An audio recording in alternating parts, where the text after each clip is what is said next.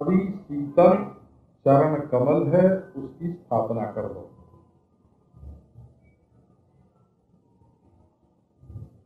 तो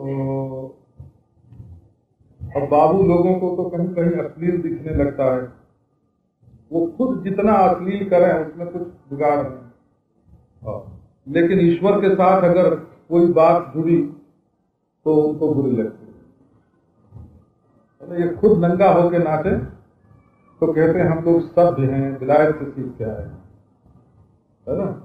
और भगवान श्री कृष्ण के नृत्य का और रास लीला का वर्णन हो तो कहेंगे अरे राम राम राम राम राम, है ना, ये तो क्या गंदा है। ऐसे बाबू लोग ऐसे बोलते हैं। अब उनकी अकल पर क्या वज्र पड़ गया है ना।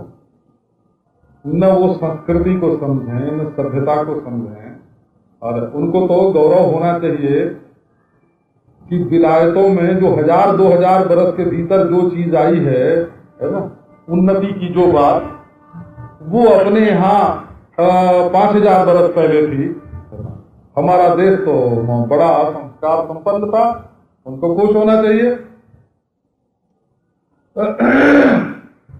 तो देखो ये कहते हैं कि आप हमारे हृदय पर बड़ी करुणा पूर्ण प्रार्थना है। वो कहती हैं कि आप अपने चरणारविंद हमारे हृदय पर स्थापित करें। क्यों? तो ये पाप हैं कुछ ऐसे जो बीच में आ गए हैं, पर्दा बन गए हैं, हमको और तुमको मिलने नहीं देते हैं। तो जब तुम अपना चरणारविंद हमारे वक्षस्थल पर रखोगे तब वे पाप नष्ट हो जाएंगे। भगवान के चरणारविंद का स्पर्श होते ही सारे पाप मिट जाएंगे। अच्छा आप देखो, पहले पाप मिटे तब भगवान मिले कि पहले भगवान मिले तब पाप मिटे?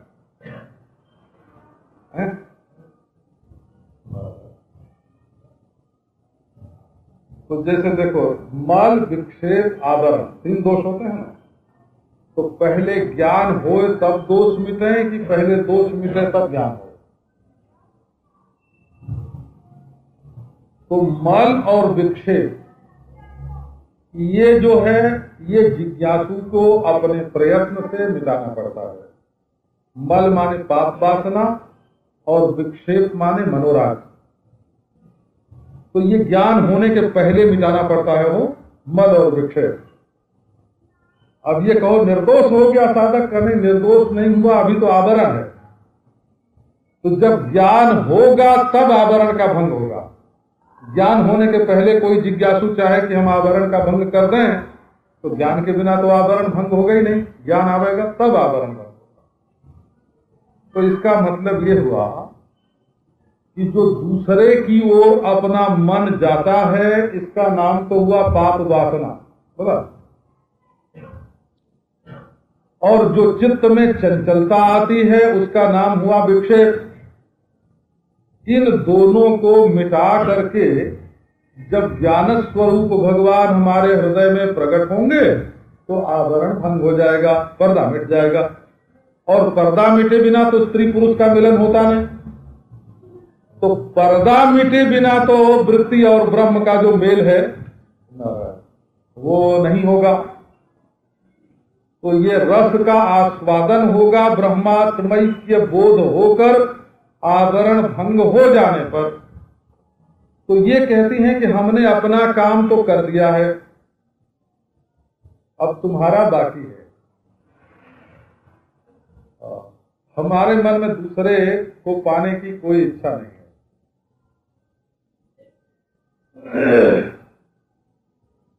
और हमारे मन में चंचलता नहीं है, बिल्कुल दृढ़ है। फिर पंचांगन स्वतंत्रामृत पूर्ण नोचेद वयम विरह जागरूक देहा ध्याने न जाम पदयो पदवी सके।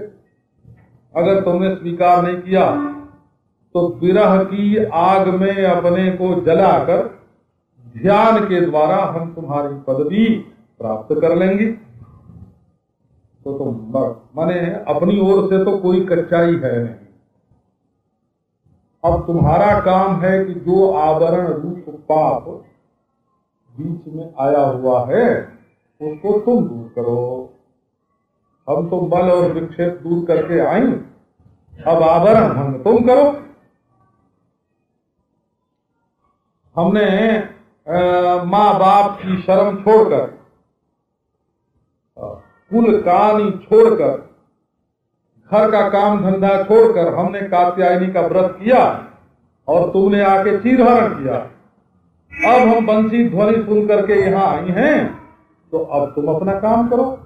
तुम्हारे करने का काम है प्रणत देहि नाम पाप कर्षण। ये एक तो कर्षण शब्द बनता है मूर्धन्य सकार से हो, जिसका पेट फाड़ते हैं, और ये कि ये तालव्य शकार जिसका मुंह बड़ा शानदार होता है। एक शकार ऐसा होता है ना कि जिसका मुंह शानदार होता है, और एक वो होता है जो प का पेट फाड़ देते हैं तो श हो जाता है, और एक माँ के नीचे लकीर खींच देते हैं तो स हो जाता है। तो पाप कर्षण में शानदार जो है ना, शान वाला शकार है।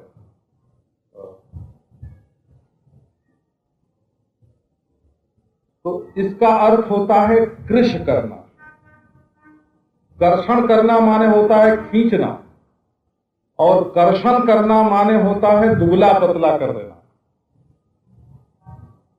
कृश करना और कर्षण करना ये दो चीज होती है। तो पाप कर्षणम शब्द नहीं है, पाप कर्षणम शब्द है। कर्षण माने कृश करना। तो अब देखो पाप कैसे कृश होता है, एक बात उसकी भी सुना के फिर आगे। प्रणत देहि नाम पाप, जो झुके प्रणत हो। पाप काटने का दो ही तरीका है, तीसरा है नहीं कोई दुनिया में। एक तो इतने बड़े हो जाओ कि पाप उछल कूद के तुमको छू न सके। इतने बड़े देश, जाति, मजहब, है ना, अनंत कोटि ब्रह्मांड सब पहना जाता है। तो ज्ञानियों की प्रणाली यह है कि वे इतने विशाल हैं कि उनको पाप, पुण्य, कर्तापन, भोक्तापन, सुखीपना, दुखीपना उनको छूता नहीं।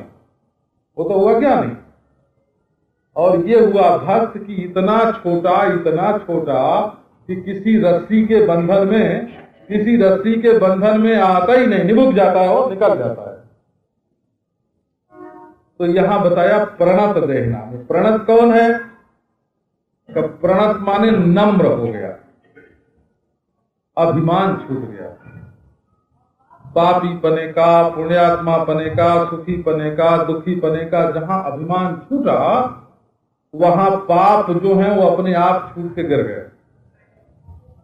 सारे पाप अभिमान में बसते हैं। अभिमान आश्रय, सहारा है।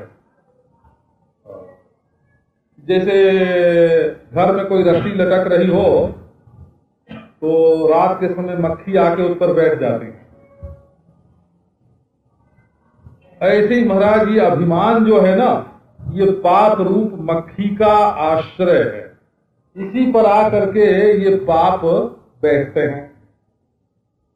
तो पाप कर्षणम, अब भगवान के चरणारविंद को वक्षस्थल पर धारण किया तो पाप जो है ना, ये देखो अभिमान अपने आप ही नष्ट हो गया।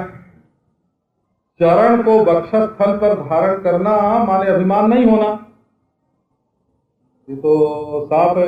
जो अभिमानी होगा वो किसी के पांव को अपने हृदय पर काहे को रखेगा।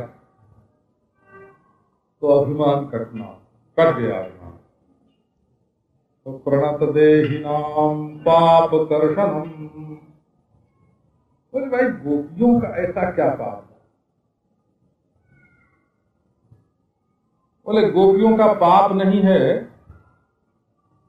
कृष्ण तो सामने खड़े थे और नाच रहे थे, हंस रहे थे, गा रहे थे, बजा रहे थे, और ये शीशा लेके अपना अपना मुंह देख रहे थे। भगवान को नहीं देख रही थी, अपना अपना मुंह देख रहे थे, अपने सौंदर्य का, अपने माधुर्य का। दर्पण इसी को बोलते हैं, दर्पण हो, दर्पण को बोलते होंगे भाषा में ना। दर्पण माने आईना, शीशा। दृप्यति अनेन इति दर्पणा, जिसको देख करके आदमी को घमंड हो जाए, चाहे मुंह टेढ़ा हो तो कहेगा हमारी आंख बहुत बढ़िया है, मुंह की बात नहीं करेगा, है ना। काला हो तो बोलेगा हमारी कट बहुत अच्छी है। कोई न कोई चीज उसमें से, कोई न कोई चीज वो अपने में ऐसी निकालेगा कि कहेगा हमारे तरीका तो दूसरा कोई नहीं। तो ये दृप्यति अनेन, दर्पण कहते ही उसको हैं कि जिससे आदमी जो है मूंछ काट ले तब भी अपने को सुंदर माने, बढ़ा ले तब भी माने, मक्खी की तरह रखे तब भी माने, है ना। वो माने कहीं न कहीं से उसमें वो फैशन निकालेगा और बोलेगा कि हमारे सरीखा दूसरा कौन, इसी का नाम दर्पण है। अब दृप्यति अनेन, जिससे दर्प बढ़े उसका नाम दर्पण। दर्प माने अभिमान। तो गोपियों को ये अभिमान जो है ना, ये तो पाप नहीं, पापों का आश्रय। तो बोले अच्छा इसको मिटाना है तो तुम भाग के मत मिटाओ, ये बात परायपन की है ना। अपने आदमी में कोई गलती हो तो उसको छोड़ के भाग नहीं जाना चाहिए। अपने घर में कोई पागल हो जाए तो उसको छोड़ के भागना नहीं, उसको पकड़ के बांधना और थोड़ा पीटना, है ना, और उसको ठीक करना। तो अगर हमारे अंदर कोई पागलपन आ गया है तो प्रणत देहिनाम पाप कर्षणम, है ना। मार मार के ठीक करो ना, भाग भाग के क्यों ठीक करते हो। ये भगोड़ापन कब से सीख लिया। तो प्रणत देहिनाम, ये अभिमान को चूर करने का, अभिमान को चूर करने का उपाय है। तो कृष्ण आए गोपी के मन में और बोले कि यदि गोपी हम तुम्हारा पाप नहीं देखते हैं बाबा, हमको तो हमारे ही पाप का डर लगता है। मैं आजन्म ब्रह्मचारी नंद बाबा का बेटा, तो स्त्री का स्पर्श करना तो हमारे स्वभाव में नहीं है। तो हमको डर लगता है कि तुमको कैसे छूए, तुमको छुएंगे तो पाप लग जाएगा। इस डर से मैं भगा हूं, कोई तुम्हारे अभिमान के डर से नहीं भगा हूं, वो तो मुझे पाप न लग जाए इसके लिए भगा। तो गोपी बोलती है प्रणत देहिनाम पाप कर्षणम, जो तुम्हारे चरणों में एक बार प्रणाम कर लेते हैं उनके पाप जब नष्ट हो जाते हैं तो तुम्हें तो पाप छुएंगे ही कहां से। एक बार प्रणाम करने वाला जो है, एक बार जो शरणागत है उसके भी पाप नष्ट हो जाते हैं, फिर तुमको तो पाप लगेंगे कैसे। बोले कि नहीं, अच्छा लो, तुम्हारे ही अंदर अपने सौभाग्य का मद है, मान है, तुम्हारे दिल में पाप बैठा है। तो बोले ठीक है, प्रणत देहिनाम पाप कर्षणम, हम तुम्हें प्रणाम करते हैं, अब आओ अपने चरणारविंद हमारे हृदय पर रख दो और वो पाप कट जाए। तो बोले कि नहीं गोपियों, तुम्हारा हृदय बड़ा कठोर और हमारे पांव बड़े कोमल, और फिर तुम्हारे सरीखी गांव की गंवार दही बेचने के लिए, दूध बेचने के लिए, पानी लेने के लिए जमुना जी से, गोबर पाथने के लिए दिन भर तुम इधर उधर भटकने वाली, हम अपने सुकुमार चरणारविंद को तुम्हारे वक्षस्थल पर नहीं रखते, हटो दूर जाओ।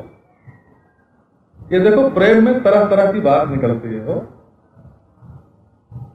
तो गोपियों ने कहा कि अच्छा याद करो तृणचरानुगम। तृणचर माने गाय, बछड़े, तो उनके पीछे पीछे चलते हैं। ऐसे तुम्हारे शरणागत। तो जब ब्रज के पशुओं से तुम्हारा इतना प्रेम है कि उनके पीछे पीछे कंकड़ में चलते हो, पत्थर में चलते हो, क्या गौएं रास्ते रास्ते में घास चरती हैं? वे रास्ते नहीं जाती हैं। और सो तुम नंगे पांव, भगवान जूता पहन के गायों के पीछे नहीं चलते हो।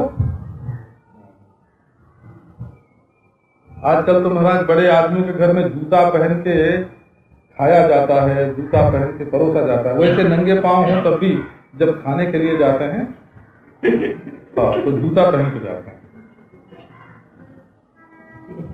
क्योंकि वो खाने के मेज के नीचे ऐसा डर रहता है कि कुछ गंदी चीज होगी तो पांव में लग जाएगी, तो जूता पहन के बैठते हैं।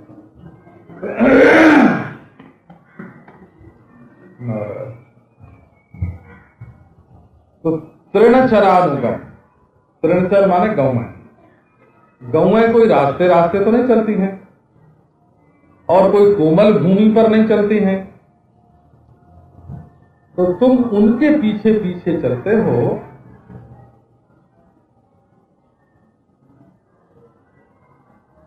तो जब पशुओं से तुम्हारा इतना प्रेम है,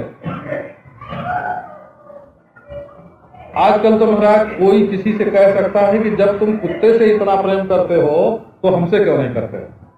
कोई कह सकता है कि नहीं? तो ये तो आजकल की बात है, अब पुरानी बात है। जब तुम गायों से इतना प्रेम करते हो, बछड़ों से इतना प्रेम करते हो, ब्रज की एक एक चीज तुम्हें इतनी प्यारी है नारायण, तो क्या गौओं के पीछे पीछे जो धरती होती है, पत्थर, कंकड़, बालू, उनसे भी कठोर हमारा वक्षस्थल है, हमारा हृदय है कि वहां तुम पांव रखना पसंद नहीं करते? धरती पर पत्थर पर चलती है ना गौएं। तो एक तो उलाहने की भाषा है। अब देखो प्रेम की भाषा क्या है। तो तुम्हारा हृदय इतना कोमल है, इतना दयालु है कि तुम गायों के भी पीछे पीछे चलते हो। जसोदा मैया ने एक दिन कहा कि लाला तुम गायों को चराने के लिए वन में जाते हो और गौएं रास्ते से ही चलेंगे तो कोई बात नहीं है, तो तुम्हारे पांव में कहीं कंकड़ गड़ जाए, पत्थर गड़ जाए, कुसा गड़ जाए, कांटा गड़ जाए, तो तुम जूता पहन के जाया करो। तो कृष्ण ने कहा कि मैया ये बताओ कि गुरु नंगे पांव चल रहा हो, देवता नंगे पांव चल रहा हो, तो क्या पुजारी को, चेले को, है ना, जूता पहन के उसके पीछे पीछे मच मच करते हुए चलना चाहिए? भैया ने कहा कि ना बेटा, ऐसा तो नहीं करना चाहिए, ये तो कोई शिष्टाचार नहीं है। तो बोले कि ये गैया मैया है ना, हमारी देवता हैं, ये नंगे पांव जब वन में घूमती हैं तो इनके साथ में चरण में पादुका पहन के खटाखट खटाखट ये महाराज, वो कहते हैं एक जगह कई संत बैठ के सवेरे ध्यान करते थे, तो एक कोई सज्जन आए तो खड़ाऊ पहन के खट खट खट चले। तो एक संत ने कहा कि ये मुर्दों की सभा में ये जिंदा कौन आ गया भाई, है ना? ये अपने गांव में एक बोली है, एक बात कही जाती है कि मूर्खों के क्या लक्षण है, तो उनमें एक ये भी है कि धमाधम पांव करके जो चले ना, जिसके पांव धरती पर धमाधम पड़े, पूरा तो मैं नहीं कहूंगा क्योंकि गांव की बात है ना, तो वो शहर के लोगों को कभी अनुकूल पड़े कभी नहीं पड़े, लेकिन एक बात उसमें ये भी है कि जो धमाधम धरती पर पांव रख के चले तो उसको मूर्ख ही समझना, उसको इति कृत्य का पता नहीं है। वो एटिकेट नहीं जानता।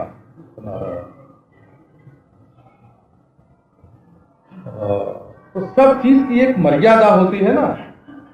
तो भगवान जो हैं वो गायों के पीछे नंगे पांव चलते हैं, नंगे पांव, तृण चरानों का।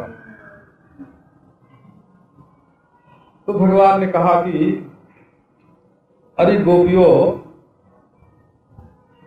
तुम तारीफ तो बहुत कर रही हो,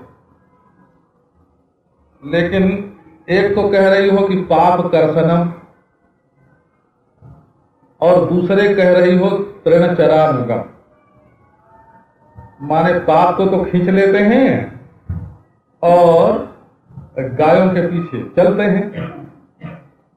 तब क्या हमारे पांव में पाप ही इकट्ठे हो गए हैं लोगों के आके? और क्या गायों के पीछे चलते चलते हमारे पांव कठोर हो गए हैं? तो जाओ फिर, जब तुम हमारे पांव को, हमारे चरणारविंद को ऐसा तुम लोग खुरारविंद समझती हो, है ना? चरणारविंद को, है ना, जब तुम खुर समझती हो, तो हम तुम्हारे पास नहीं आते। तो गोपियों ने अपनी बात बदल दी, श्री निकेतनम। नहीं नहीं, वो तुम्हारे चरणों में तो श्री निवास करती है। भगवान के चरण का नाम है श्री निकेतन। ये चरणारविंद है भगवान का। तो वैसे तो भगवान लक्ष्मी से यही कहते हैं कि तुम हमारी छाती पर रहो, वक्षस्थल पर रहो। इससे भगवान को बड़ी राहत मिलती है वो। क्योंकि दर्शन करने वाले जो लोग आते हैं ना, वो भगवान के मुखारविंद की ओर न देख करके बस छाती की ओर देखा और हाथ जोड़ा और चलते बने। लोग लक्ष्मी को ही देखना ज्यादा पसंद करते हैं, भगवान को देखना कहां पसंद करते हैं। तो आगे लक्ष्मी को भगवान ने आगे लक्ष्मी को कर दिया। और महाराज लक्ष्मी जी भी आके छाती पर बैठ गई कि हम देखते रहेंगे कि कौन इनके पास आता है, कौन जाता है ना। नारायण कहो, हमारे सिवाय दूसरे को छाती से न लगावे, है ना। तो लक्ष्मी जी जो है वो प्रेयसी है ना, आके भगवान के वक्षस्थल पर बैठ गए। तो यहाँ लक्ष्मी का मतलब है सौंदर्य की देवी, मृदुलता की देवी, मृदिमा, कोमलता आकर के साक्षात भगवान के वक्षस्थल पर बैठी हुई है। बड़ा कोमल हृदय है वो, बड़ी शोभा है। परंतु लक्ष्मी ने कहा कि नहीं प्रभु, हम आपके वक्षस्थल पर नहीं, हम तो आपके चरणारविंद में रहेंगे। भगवान ने कहा भाई चरणारविंद में रहोगी तो भक्तों की भीड़, बोले भीड़े में रहेंगे। बोले 100 तुम्हारी तुलसी का तुलसी के साथ रहेंगे। बोले फिर भी देवी जी तुमको चरणारविंद में स्थान तो ठीक नहीं लगता है, तुम तो बराबरी की हो, पांव में कैसे रहो। तो लक्ष्मी जी महाराज रूठ करके तपस्या करने लगे। यद वांछया शरीर ललना चरत तपः, भगवान के चरणों की धूल में रहने के लिए, उनके चरणों के तले में रहने के लिए लक्ष्मी ने तपस्या की। शरीर यत् पदाम्बुज रजस चकमे तुलस्या लब्ध्वापि वक्षसि पदम किल भृत्य जुष्टा जस्या स्ववीक्षण कृतेन्य सुर प्रयासा। वो लक्ष्मी। तो गोपियां बोली नहीं नहीं, तुम्हारे चरणारविंद तो श्री निकेतन है। तो दूसरी बात यह हुई कि भगवान ने कहा हाँ गोपियों तुमने बहुत बढ़िया कहा, हम तो गायों के पीछे पीछे चलते हैं तो पांव में धूल लगी रहती है, और लोगों के पाप जो है ना, पाप, अब बेचारे ये कहाँ जाए। तो कृपा, ये पादों से विश्वा भूतानी कृपा दस्यामृतम दूजी, भगवान के एक पाद में ही तो समग्र सृष्टि रहती है ना। तो अनैश्वर्य, अवैराग्य, अज्ञान, अधर्म, नारायण तो ये कहाँ जाएंगे रहने के लिए, कौन दूसरा है जिसका आश्रय लें। तो बोले इसीलिए तुम्हारे वक्षस्थल पर, तुम्हारे हृदय पर पांव रखने में थोड़ी कठिनाई है। क्या कठिनाई है? कि तुम्हारे वक्षस्थल बड़े सुंदर, तुम लोग तो केसर लगाने वाली, कुमकुम लगाने वाली है ना, बड़े सुंदर, बड़े मधुर, हम अपना ये धूल लगा पांव भला कैसे रख दें तुम्हारे हृदय पर। तो गोपियों ने कहा श्री निकेतन, नहीं नहीं, वो तो लक्ष्मी के निवास हैं। तुम जब हमारे हृदय पर अपना चरण रखोगे तो उनकी शोभा बढ़ जाएगी, उनकी श्री बढ़ जाएगी। हमारा तो रोम रोम चाहता है कि भगवान के चरणारविंद का स्पर्श हमें प्राप्त होवे। बोले कि तब शोभा बढ़ाने के लिए हमारे पांव को चाहती हो, अपनी शोभा बढ़ाने के लिए? नहीं नहीं बाबा, तुम्हारे हृदय में अभिमान बसा हुआ है। तुम्हारा हृदय बहुत कठोर है, जाओ जाओ, हम नहीं रखते। यही रिवगति प्रेमणा स्वभाव कुटिला भवे। जैसे सांप दाहिने बाएं दोनों ओर चलता है ना, ऐसे प्रेमी लोगों की जो बोलन होती है वो दाहिने बाएं दोनों ओर चलती है। उसका मतलब प्रेमी को अपने मन से ही निकालना पड़ता है। वो प्रेमी के जबान में से कोई मतलब नहीं निकलता। बोले कैसे रखें? तो बोले कि वाह, हमारे हृदय पर रखने में तो तुमको आपत्ति है, और कालिये नाग के सिर पर रख करके नाच आए। फणि फणार्पितम ते पदाम्बुजम, फणि फणार्पितम, फणि फणार अर्पितम। वो फणि जो है कालिये नाग, उसके सहस्र फणा पर तुमने अखिल कलादि गुरु ननर्थ नृत्य किया है। ये असल में विषय है विष, और इंद्रियां हैं काली, और इनकी जो सहस्र सहस्र वृत्तियां हैं वो है मुख। तो आदमी की जो इंद्रियां हैं ना, वो विषयों की ओर बारंबार विषैली बनती रहती हैं हो, और अपने विष से हृदय को पीड़ित करती रहती हैं, हृदय को भी विषैला बनाती रहती हैं। तो यदि भगवान इस पर आ करके विहार करें ना, नाचने लग जाए प्रत्येक इंद्रिय में, आंख में भगवान का रूप नाचे, कान में भगवान की बंसी ध्वनि नाचे, जीभ पर भगवान का चरणामृत धरामृत नाचे, नाक में भगवान की अंग की गंध नाचे, है ना, त्वचा पर भगवान का स्पर्श नाचे, तो ये जो संसार का आकर्षण है ना, ये सब का सब नष्ट हो जाता है। तो फणि फणार्पितम, तुमने तो काली नाग के सिर पर अपने चरणारविंद को अर्पित किया है। दोष निवर्तक है, इसका मतलब ये काली नाग में जो विषैलापन रूप दोष था, उस दोष को भी तुमने अपने चरणारविंद से दूर किया। तो बोले अच्छा गोपियों, काली नाग में तो विष दोष था, उसको निवृत्त करने के लिए वहां नाचना जरूरी था, तुम्हारे हृदय में ऐसा कौन सा दोष है? बोले कि महाराज आपको मालूम नहीं है, हमारे हृदय में तो बड़ा भारी दोष आके बसा है। हरिच्छयम उसको बोलते हैं, हरिच्छय, हरिच्छय माने काम, हरिच्छया जो दिल में सोवे, सांप भी सोता है वो, और ये काम दिल में सोता है। बड़े बड़े जति सती सन्यासी जो है ना, ब्रह्मचारी, वो समझते हैं कि काम मर गया, और असल में ये मरता नहीं है, ये सोता रहता है। जब छेड़छाड़ होती है तब ये जाग जाता है। इसको तो महाराज काली दह में से निकाल के, जमुना जल में से निकाल के रमणक द्वीप में भेजने का काम श्री कृष्ण ही करते हैं। जब श्री कृष्ण आते हैं हृदय में, तब हृदय रूपी हृद में से इस काली नाग को निकाल करके उसको स्वच्छ जल निर्दोष बना देते हैं, अमृत बना देते हैं। नारायण को ये कहते हैं, हाँ जैसे काली नाग में विष था, वैसे हमारे हृदय में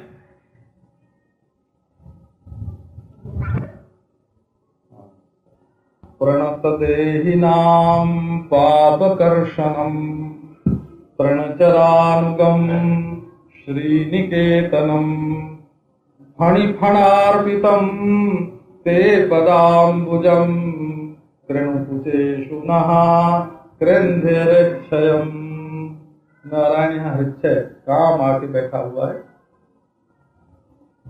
इसको काट डालो, अपने चरणारविंद को हमारे हृदय पर रखो। ये शंकर जी से डर के, शंकर जी ने भस्म किया ना काम को, तो वहां से डर के आया और गोपियां कहती हैं हमारे हृदय में बस गया। देखो, अगर इसको ज्यों का त्यों ले लिया जाए ना, कोई व्याख्या इसके साथ न जोड़ी जाए, तो क्या ये प्रार्थना आप नहीं कर सकते?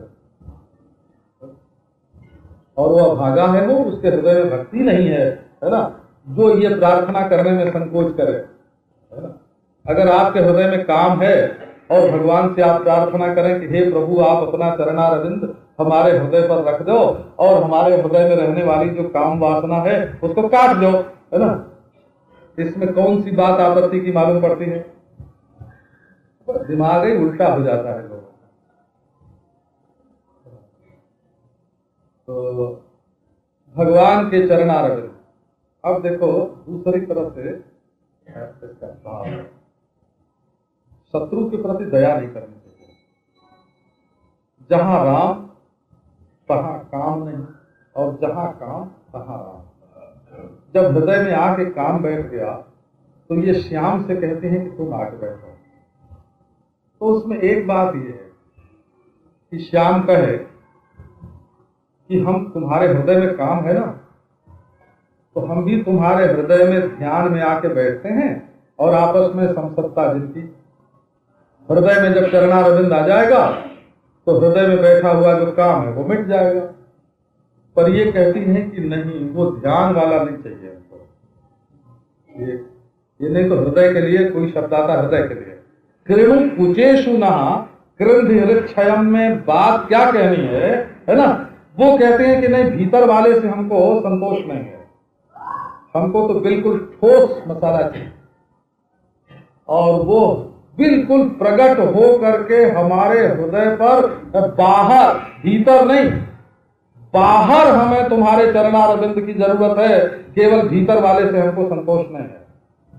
माने जब ईश्वर इतनी कृपा करता है कि वो निर्गुण से सगुण हो जाए, जब इतनी कृपा करता है कि वो निराकार से साकार हो जाए, तो क्या वो इतनी कृपा नहीं कर सकता कि मन में से बाहर आ जाए? जो लोग ये सोचते हैं कि भगवान मन में आता है और बाहर नहीं आता है, वो क्या सोचते हैं? जो चीज मन में आ सकती है वो बाहर भी आ सकती है, क्योंकि जो मन में होता है वही तो बाहर आता ही है। तो भगवान का दर्शन, भगवान का मिलन बाहर भी होता है वो। तो काम का नाश इसीलिए देखो, अब यही है न कृंधिक्षय, एक ऐसी प्रार्थना है ये कृंधिक्षय, कि जो रास लीला के श्रवण का फल बताया है ना, क्या हृद्रोगमाश्वहीनोत्यचिरेण धीरा, जो इसका श्रद्धा के साथ पाठ करता है और श्रवण करता है, वो शीघ्र ही हृदरोग माने काम से मुक्ति पा लेता है। केवल एक श्लोक ये यदि आ जाए अपनी धारणा में, हे प्रभु हमारे हृदय पर अपना चरणारविंद रखो और हमारे काम को काट दो, है ना, तो ये काम वासना को मिटाने के लिए पूरी रास लीला नहीं, ये एक ही श्लोक काफी है। अब बोले, देखो अब प्रेम की बात शुरू करते हैं। प्रेम की बात क्या है कि आपका कोई बड़ा मित्र हो और भूखा भी हो,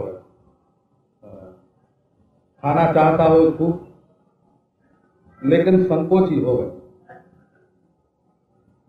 तो आप कहना कि हमको भूख लगी है ना। ये कहोगे कि हमारे दोस्त को भूख लगी है तो बेचारा सकुचा जाएगा, है ना।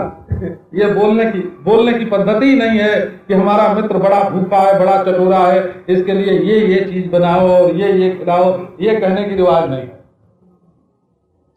अपने साथ उसको बैठाओ और बताओ, ये जलेबी ले आओ हमारे पास, रसगुल्ला ले आओ, और ये मत कहो कि, है ना, ये इनको चाहिए, ऐसे मत बोले हमको दो। जब पास आवे तो थोड़ा तुम लो और उसको ज्यादा देने का इशारा कर दो, बोला, तब वो भले मानुस खा भी लेगा खूब मजे से, और पहले ही उसका नाम लेकर के चिल्लाने लगोगे तो वो चिढ़ जाएगा तुमसे कि तुम लोगों में हमारी बदनामी कर रहे हो। तो ये गोपियां चाहती हैं कि श्री कृष्ण को रस मिले, श्री कृष्ण को सुख मिले, है ना, श्री कृष्ण हमारे पास आए, हमारा तन मन धन सर्वस्व श्री कृष्ण की सेवा में लग जाए, लेकिन वो ये कहें कि हे कृष्ण, तुम्हारे मन में बड़ी प्रबल वासना है, अभिलाषा है हमारे पास आने की, इसलिए आओ हमारे पास, तो कृष्ण कहेंगे कि कृपा करो, हमें तुम्हारी कोई जरूरत नहीं है ना। तो ये कहती हैं गृंध है, हमारे हृदय में बड़ा काम है ना, तुम उसको मिटाने के लिए हमारे पास आओ। तो असल में गोपियों के मन में काम नहीं है। न पार ये हम निरवध्य संयोजाम स्वसाधु कृत्यम विबुधायुषा पिबा, है ना। भगवान कहते हैं जन्म जन्म नहीं ब्रह्मनिष्ठ की आयु धारण करके, ब्रह्मा की आयु धारण करके, ब्रह्म रूप से भी यदि मैं तुम लोगों से उऋण होना चाहूं तो नहीं हो सकता।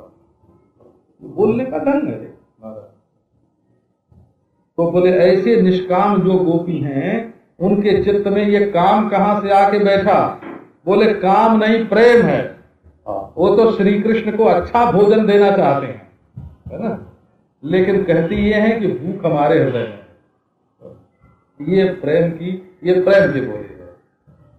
तो अच्छा जो है सो श्री गोविंदाय नमो नमः। अब कर नाथ नारायण वासुदेव पुण्यम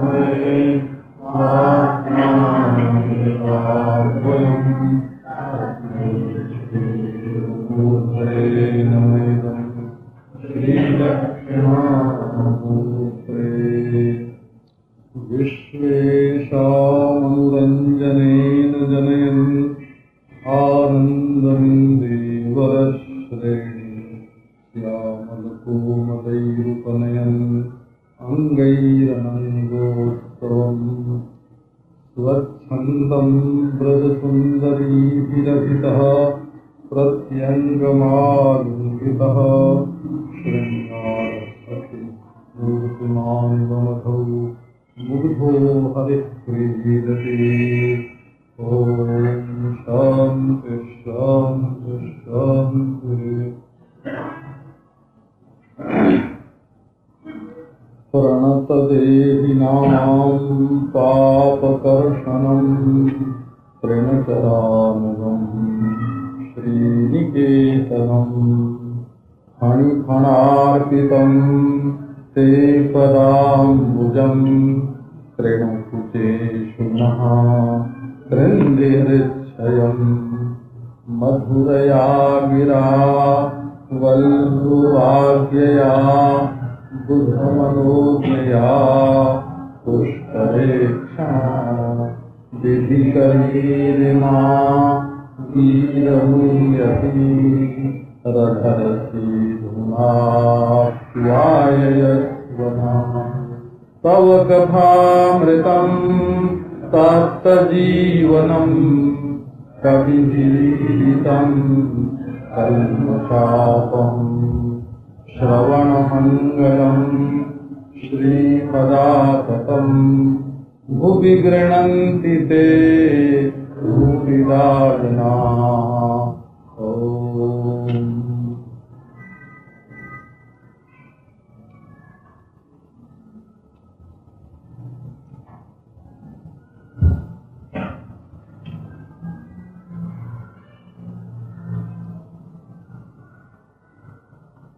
प्रेम एक अंतर्दृष्टि देता है।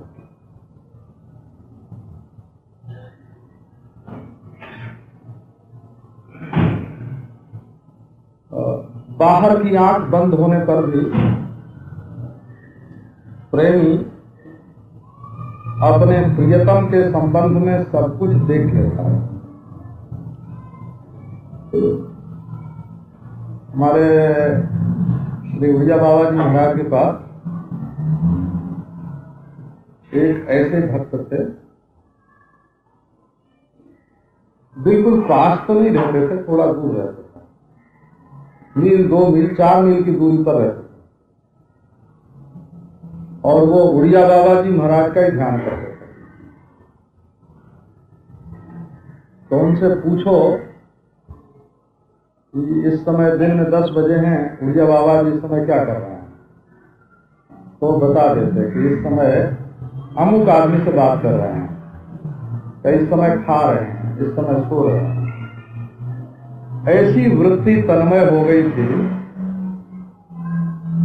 कि मीलों की दूरी उनके लिए कुछ नहीं थी। आंख बंद किया और देख लिया कि महाराज जी क्या कर रहे हैं। तो प्रेम में अपने प्रियतम के संबंध में जानकारी प्राप्त करने की अद्भुत शक्ति है।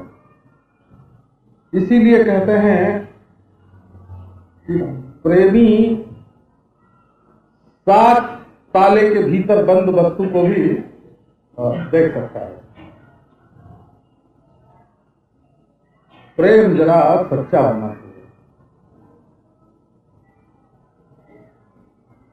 तो गोपी हैं विरह अवस्था में, जिनके लिए वो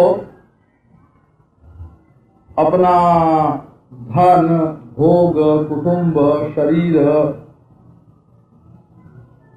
धर्म, जाति, लोक परलोक सब छोड़ के आए। जिसके लिए उन्होंने सर्वस्व का त्याग किया, वही उन्हें ठुकराकर अंधेरी रात में, जंगल में और छिप गया।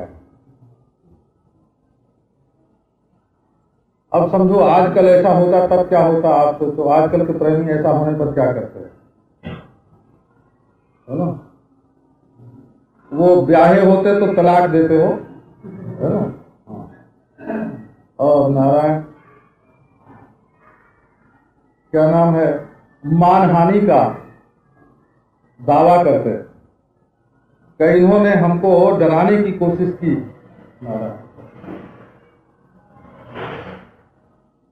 तो ये आजकल के लोग तो फालतू ही प्रेमी बनते हैं। सच्चा प्रेम तो किसी किसी के हृदय में उदय होता है।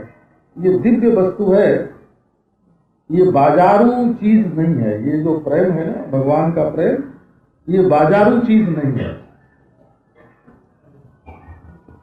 तो देखो, कृष्ण की ओर से इतना निष्ठुर आचरण होने पर भी गोपी के हृदय में ऐसा लगता है कि श्री कृष्ण हमारे पास आए और बड़ा प्रेम कर रहे हैं। हमने कहा हमारे सिर पर हाथ रख दो तो रख दिया। हमने कहा अपना सुंदर मुखारविंद दिखाओ तो हमारे सामने अपना सुंदर मुखारविंद प्रकट कर दिया। नारायण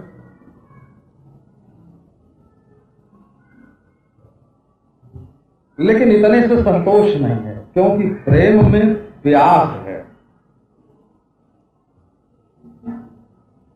जैसे अपरिच्छिन्न अनंत ब्रह्मात्मैक्य बोध की प्राप्ति के लिए व्यक्तित्व का अपवाद करना पड़ता है, वैसे ही अपरिच्छिन्न अनंत भगवत प्रेम प्राप्त करने के लिए व्यक्तित्व का हवन करना पड़ता है। जो प्रेम की आग में अपने व्यक्तिगत मैं को, प्रतिष्ठा को, है ना, कुल को, जाति को, धर्म को, धन को, कुटुंब को, अपनी विशेषता को होम नहीं देगा, वो प्रेम के रास्ते में नहीं चल सकता। इतने पर भी माने श्री कृष्ण की ओर से इतनी निष्ठुरता, इतनी कठोरता करने पर भी गोपियों का मन यही कहता है कि कृष्ण हमारे सामने खड़े हैं। और उन्होंने सिर पर हाथ रख के कहा, गोपी तुम तो, उन्होंने मुस्कुरा के आंख से इशारा किया, गोपी हम तो तुम्हारे ही हैं। ये देखो प्रेम की लीला। बाबा, प्रेम में लड़ाई भी होती है, पर वो तब होती है जब प्रेम में अपना प्रियतम बिल्कुल मुट्ठी में आ जाए, काबू में हो जाए, तब लड़ाई होती है। तो उससे प्रेम में ताजगी आती है, वो है ना। और काबू में ना आया, मुट्ठी में ना आया और लड़ाई शुरू हो गई तो वो विमुख हो जाएगा ना। ये देखो गोपियों की अनुकूलता। एक प्रेम की बात आपको सुनाते हैं। तो वे कहती हैं कि हे श्री कृष्ण, तुम अपने चरणारविंद को हमारे हृदय पर रखो और जो हमारे हृदय में सो रहा है काम, उसको नष्ट कर दो। तो कल मैंने सुनाया था कि यदि हम इसकी व्याख्या ज्यादा बढ़ावे नहीं, सीधे सीधे अर्थ करें कि हमारे हृदय में जो काम है उसको मिटा दो, तो संसार का शुरू का जो भक्त है वो भी ये प्रार्थना कर सकता है, और जो बड़ा से बड़ा भक्त है वो भी ये प्रार्थना कर सकता है। क्योंकि काम और प्रेम ये दोनों परस्पर विरोधी चीज हैं। जहां काम है वहां सच्चा प्रेम नहीं है, जहां सच्चा प्रेम है वहां काम नहीं है। तो ये एक बार महात्मा गांधी से किसी ने पूछा था कि रामचंद्र ने सीता जी के साथ बड़ी निष्ठुरता बरती, उनको घर से निकाल दिया, और नल ने दमयंती के साथ बड़ी निष्ठुरता बरती, उनको जंगल में छोड़ के चले गए, और कृष्ण ने गोपियों के साथ बड़ी निष्ठुरता बरती। तो इतने बड़े महान पुरुष हो करके इन लोगों ने ऐसी निष्ठुरता का बर्ताव क्यों किया, ये प्रश्न गांधी जी से किसी ने पूछा था। उन्होंने कहा कि अच्छा, तुमको तो कृष्ण की बड़ी निष्ठुरता लगती है और नल की और राम की, जरा सीता जी से पूछो कि तुम्हारे पति कैसे हैं, निष्ठुर हैं कि भले मानुस हैं।